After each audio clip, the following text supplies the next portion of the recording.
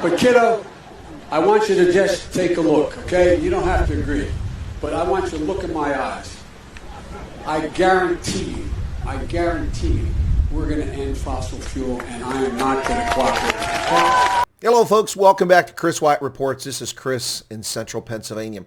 What's going on here? What is happening with, oh my goodness, what is going on with Saudi Arabia, Joe Biden, and the desperate Democrats in Congress? Biden jeopardizes global security, a century-long alliance with Riyadh, all because the Saudis have gone along with the alliance in OPEC to increase prices by reducing production. Biden himself illegally canceled the Keystone XL pipeline, plays games with offshore oil and gas leases, and threatens the hydrocarbon industry, and then demonizes petrol station owners for gasoline prices, despite the reality that gasoline distributors have among the lowest margins of any retailer. Now, Biden is threatening consequences for the Saudis. Meanwhile, junket-prone New Jersey Senator Bob Menendez threatens to cancel arms sales to Saudi Arabia, a power he does not possess. The UK's leftist propaganda outlet The Guardian runs an op-ed today from Mohammed Bazi titled, "Saudi Arabia has screwed over the US and world yet again. Enough is enough." Yeah, sure, that's objective. He follows this with, by gouging global oil prices, Saudi Arabia has humiliated Biden and boosted Putin. The U.S. must end this unofficial alliance. Boosted Putin. That's what Joe Biden did by ignoring the threat 6 weeks after he became president when Putin moved 70,000 troops to the border with Ukraine. He simply ignored it for 9 months. And by killing the hydrocarbon industry. Now, back to Bazi's op-ed. Gouging? What exactly are we talking about here? Joe told us he was going to end hydrocarbons. That was part of his campaign promise. But I want you to look in my eyes. I guarantee you, we're going to end fossil fuel.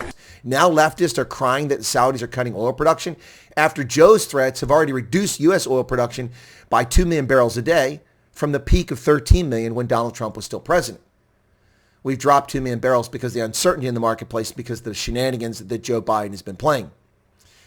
After the Guardian's propaganda op-ed by Bazi, they report that the Saudis are making an interesting claim. Now, this is interesting. The Guardian and news outlets across America are saying that Saudi Arabia claims the U.S. requested a 1-month delay to oil production cut. The alleged move by the Biden administration came before midterm elections in which petrol prices are a key issue, according to The Guardian. Now, the Saudis, for their part, have released a statement about this. And in the statement, the government of the Kingdom in Saudi Arabia would also like to clarify that based on its belief in the importance of dialogue and exchange of views with its allies and partners outside the OPEC Plus group regarding the situation in the oil markets, the government of the Kingdom clarified through its continuous consultation with the U.S. administration that all economic analysis indicate that postponing the OPEC Plus decision for a month, according to what has been suggested, would have had negative economic consequences. Whoa, wait a second. What are we suggested? Suggested by whom? What are we talking about here? What we're talking about here, folks, is a time-honored method of politicians the world over. Yeah. What we're talking about here is Joe Biden seeking to have a foreign actor interfere in our very own midterms. That's right. Joe Biden, if what the Saudis claim is true, is trying to get foreign agents, a foreign government, to influence the price of gasoline to keep it low enough so that he can hoodwink voters in the midterms so that they don't lose the House and the Senate. This is not shocking. It's not surprising. It is the way business is done by politicians, whether they're Democrats, Republicans, Tories, Labor, ANC, SPD, CDU. It doesn't matter. This is what they do. Don't be surprised by any of this. It's a time-honored practice by politicians, one seemingly honed with no repercussions for Democrats, namely hoodwinking voters. Remember this gem? Remember this gem? I'm telling you, folks, this is one of the classics for all times. My last election, yeah. After my election, I have more flexibility. Yeah, I understand. I transmit this information. Oh, yeah, Barack Hussein Obama. Yeah, tell Vlad I'll have more flexibility after the election. I can't do anything to jeopardize our chances. We'll mislead people until they vote for us.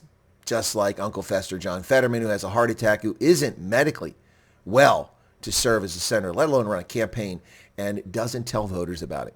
Well, folks, The Biden administration colluding with the Saudis, trying to convince the Saudis, trying to cajole the Saudis into continued oil production that the U.S. has cut. How about we go back to 13 million barrels a day, Joe? Then you won't need the Saudis, will you? Colluding with Russia? No. This is an effort by our politicians to collude with the Saudis. Hey, folks, become a subscriber. Hit that button right down there. Thanks a lot for your support for the channel. Wow, shocking, is it not? Is it not? To Vladimir, I understand.